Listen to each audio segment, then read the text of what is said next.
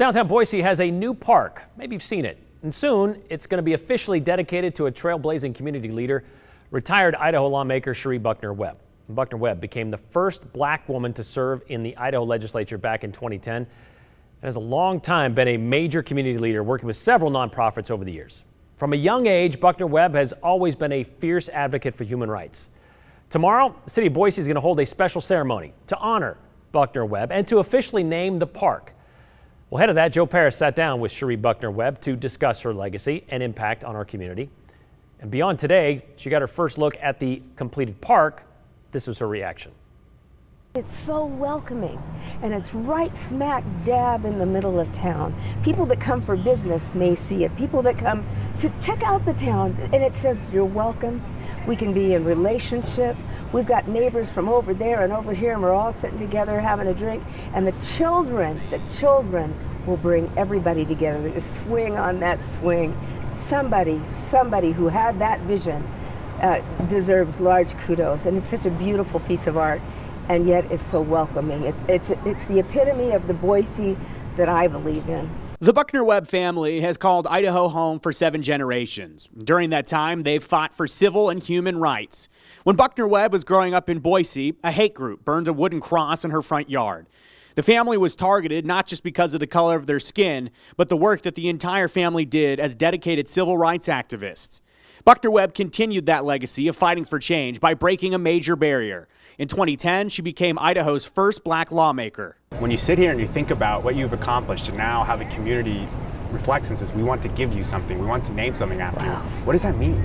It's really hard to think of. When you're working, you think you're doing the work, and I'm called upon, whether it's my higher power, my relatives that are in the grave still speaking in my ear, or whatever it is, you're called to do the right thing for the right reason. And my biggest hope is that those other little girls that are already busting their behinds out there will see that they will be acknowledged for what they do. Because for so long, women have been working their fannies off. I'm not the first, I'm not the last, I'm not even the beginning. And it's gone unacknowledged, and it's often been attributed to someone else, maybe their husband that donated the park or something like this. But this gives me so much joy. And for the young girls out there, and not even just the young girls, the old soldiers, let's bring it. Just keep bringing it like you're bringing it. To me, when I walk in, the thing that catches my eye is the trees. Of course, the natural trees, the beautiful art behind you. And when I think of trees, I always think of 2 things, life and growth. Yes. When I say life and growth. And change. And change. Of course, we see that these trees are green today, but in the autumn, they'll look a lot different. But when you think of trees and life and growth and change, what does this park mean in that context to you? Oh boy, it will be symbolic of what we do in the future, and it honors what has come in the past. We were known for our trees. We're across from Boise Cascade. At least it was Boise Cascade when I was working there, and a lot of that. And they are an integral part of who we are, but we have honored the forests. And the forests, if we treat them with honor and respect, will regenerate. If we fail to nurture the trees, they wither and they die. And I believe that about our community.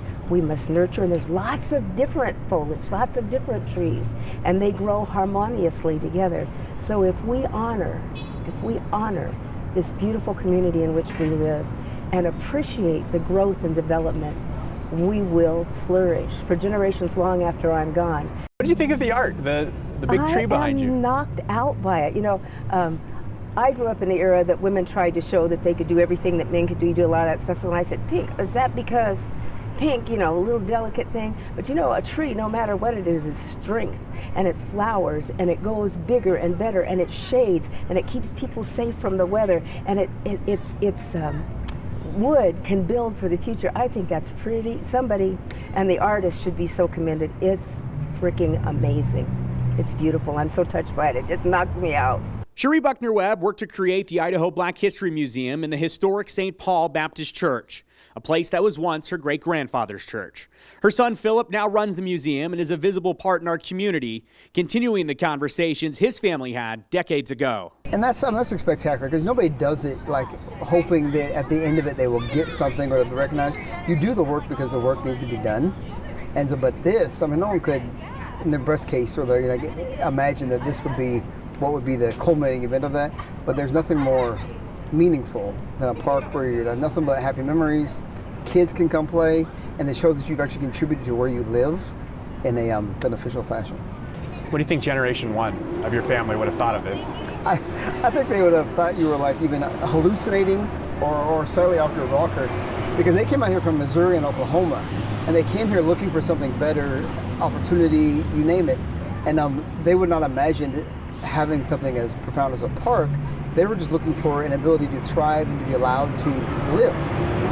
But to have this in the center of the business of the city, that's the most beautiful thing you can think of. A lot of the time, we wait till people are gone from this earth to pay tribute to them. Oh, wow. But I mean, to me, some of the biggest meaningful moments is when we honor people and they're with us and we get to tell them how we feel about them. Yeah. I mean, to have a park named for you while you're still alive I'm and kicking. Like I said, I'm overwhelmed. I can't even tell you. And I'm glad I could wear sunglasses for this. I mean, my glasses change color. This is good because I'm red-eye, dead-eye right now.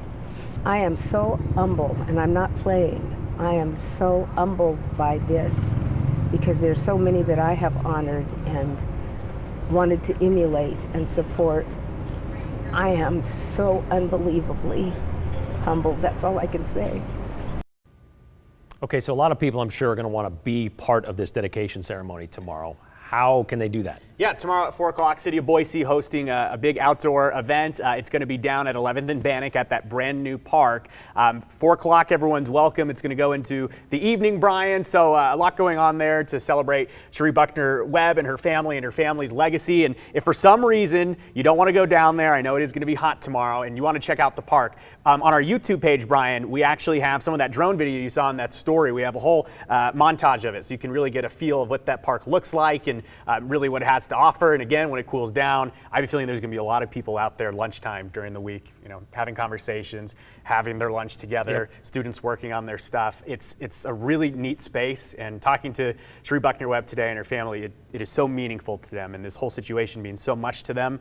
And it is exciting to see after generations of work her family has done. And think about it, you go from having a cross burned in her front yard as a child to now they have a park named after her in the very same city. To me, it's very incredible. I was just going to point that out. I'm glad you did point that out because that is a very important part of her story and her family's story. Thank you very much, Joe.